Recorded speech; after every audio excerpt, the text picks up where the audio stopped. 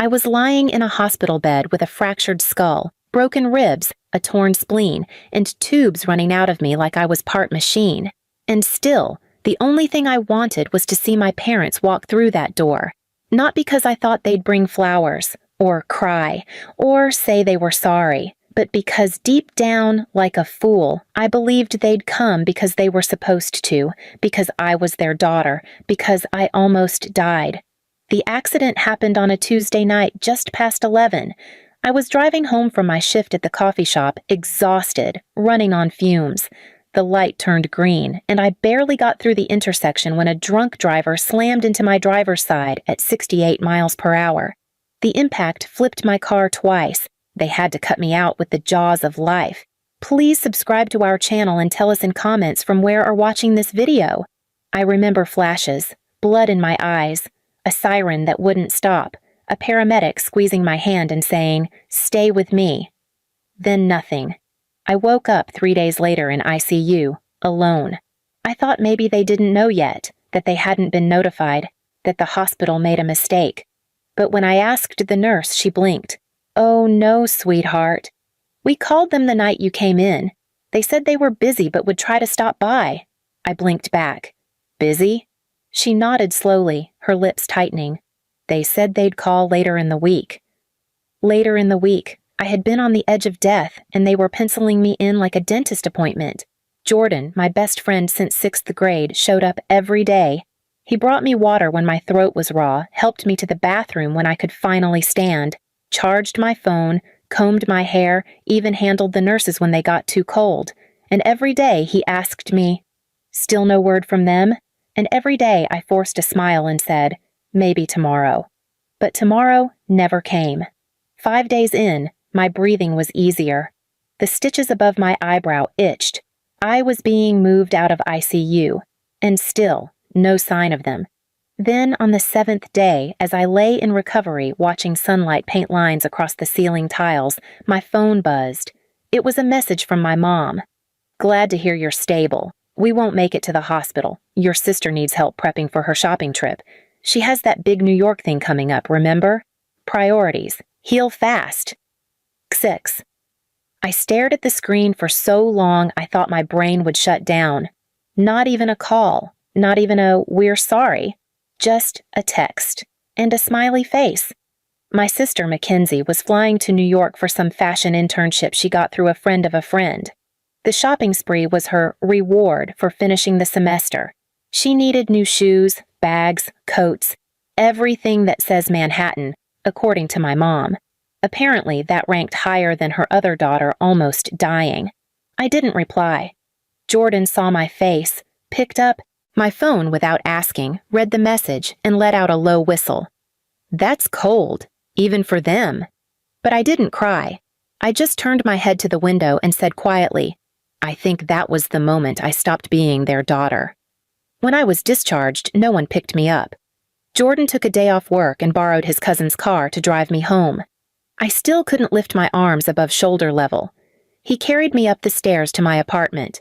He unpacked my meds, made me soup, and slept on the couch for 3 nights, just to be sure I didn't pass out in the shower. Meanwhile, I saw my parents' social media posts. My dad had posted a smiling photo of Mackenzie outside a boutique with the caption, "Helping my girl take on New York in style." My mom posted a video of them clinking champagne flutes at some hotel. Nothing like a little family time before our baby starts her big city life. I wasn't tagged in any of them. I wasn't even mentioned. I lay there with bandages on my ribs, a half-healed skull fracture, and legs that still trembled when I stood too fast, and realized something ugly. I could have died, and they would have just posted a black square and called it a tough week. When I finally felt strong enough to walk to the mailbox, I found a card from them. Not a get well card, not even a thinking of you. It was a birthday card for Mackenzie. It had accidentally been sent to my address.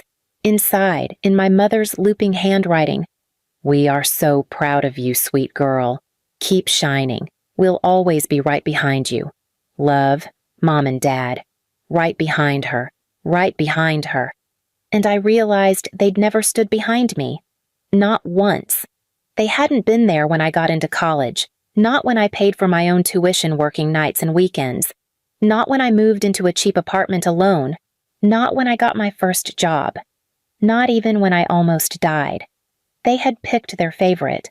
And it wasn't me.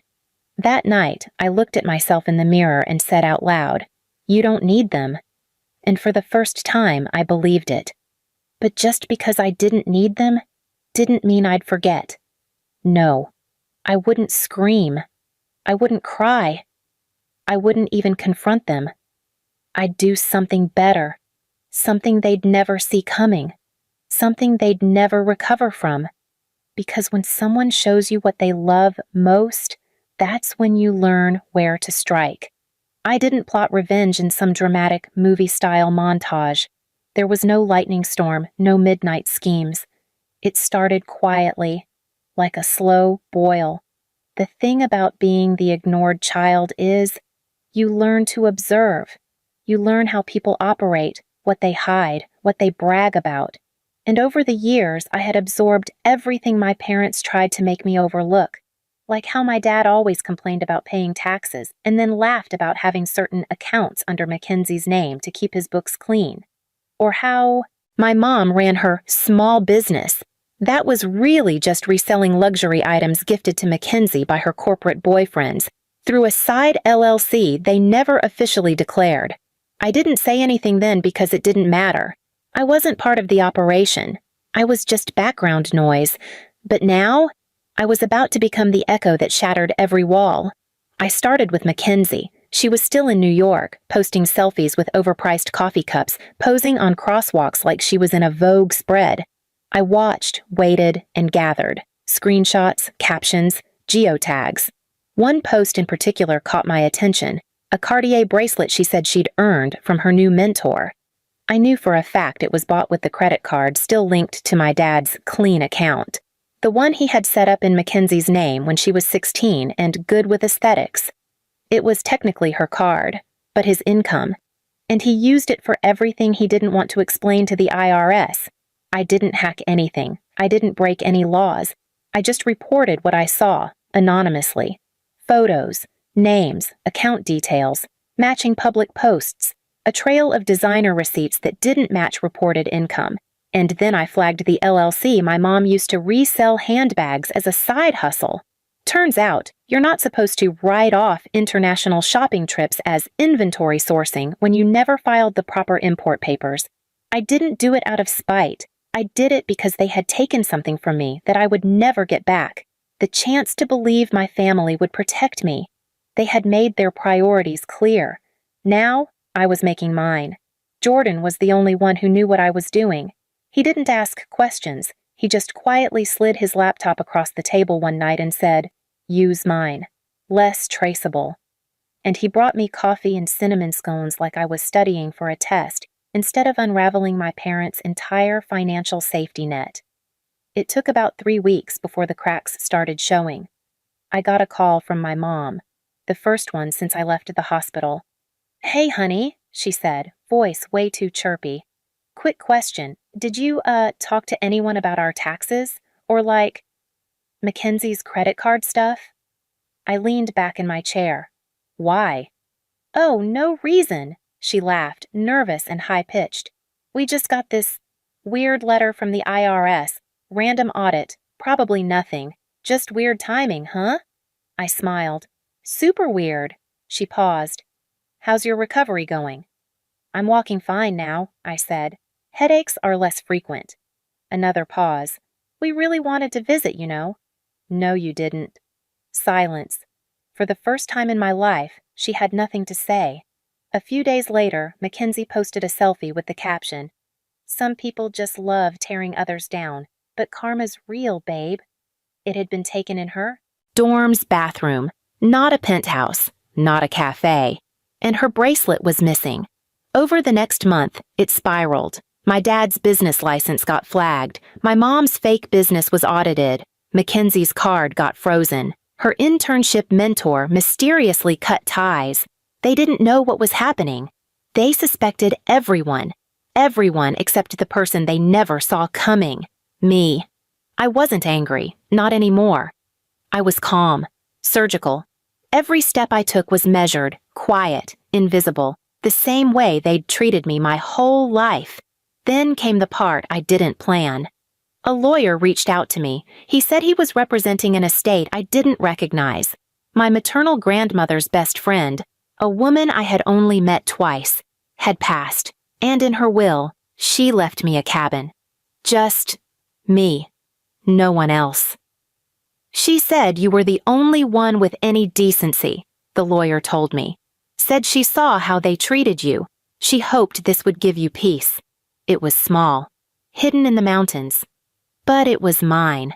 I sold everything, moved quietly, didn't leave a forwarding address. Jordan came with me. He left his job, said he could freelance anywhere. He said, "You've protected everyone your whole life. Let someone protect you now." We built a life in silence, the kind of silence that heals. And then, 6 months later, I got a message from Mackenzie. A simple DM. "Are you happy now?" I didn't reply. I just blocked her, because the answer was yes. And the truth? She didn't deserve to know it.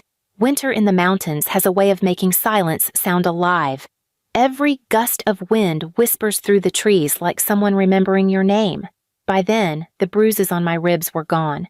The scar above my eyebrow had faded into a thin silver line, and my nightmares about that night, the headlights, the crash, the spinning, had finally stopped. Peace had a sound now, the hum of the kettle, Jordan laughing while chopping wood, the creak of the porch under the weight of snow. My parents' voices had vanished from my life, and for a while I thought that was the end of it. But the universe, it's funny about timing. One morning, the mailman hiked up the snowy trail to our cabin, red-cheeked and panting. "Got something for you," he said, handing me a thick envelope with my parents' return address. The handwriting was shaky, not my mother's elegant cursive, my father's rigid print. I almost tossed it straight into the fire, but something made me open it. Inside was a letter. No apologies, no warmth, just desperation. "They've frozen everything. Mackenzie's accounts, ours. We might lose the house. She's not speaking to us anymore. Blames us for ruining her life. Your mother's sick with worry. We need help. You've always been the responsible one. If there's anything you can do..." There was no love, Dad. No, "we miss you." Just, "we need help." They hadn't even noticed that every word they wrote confirmed exactly who they'd always been. Takers, not parents. I read it 3 times. Then I folded it neatly and tucked it into a drawer I never opened again.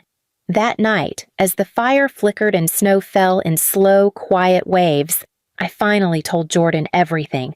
Not just about the accident, but about the years before.